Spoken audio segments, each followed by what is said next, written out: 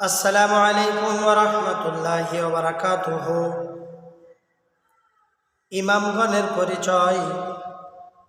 ইমাম আবু হানিফা রাদিয়াল্লাহু তাআলা আনহু কত হিজরিতে কোথায় জন্মগ্রহণ করেন এবং কত হিজরিতে পরলোক গমন করেন?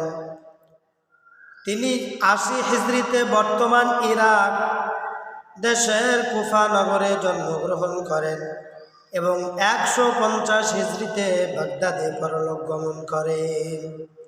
ইমাম আবু হানিফা রাদিয়াল্লাহু তাআলা আনহুর আসল নাম কি? নুমান বিন সাবিত রাদিয়াল্লাহু তাআলা আনহু। ইমাম আবু হানিফা রাদিয়াল্লাহু তাআলা আনহুর সময়ে কতজন সাহাবী জীবিত ছিলেন? ৪ জন সাহাবী জীবিত ছিলেন।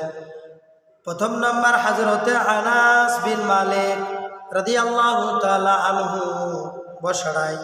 নম্বর ২ আব্দুল্লাহ বিন আবি আওফি রাদিয়াল্লাহু তাআলা আনহু কুফায়। নম্বর ৩ সাহাল বিন ইবনে সাদ রাদিয়াল্লাহু তাআলা আনহু মদিনায়।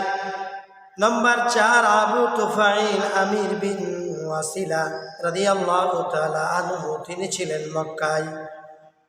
সম্মানিত বাবা জীবন, আমরা যে ইমামের পিছনে আমরা দাঁড়াই না কেন, ইমাম শব্দের অর্থ হলো তিনি আপনাদের বাদশাহ।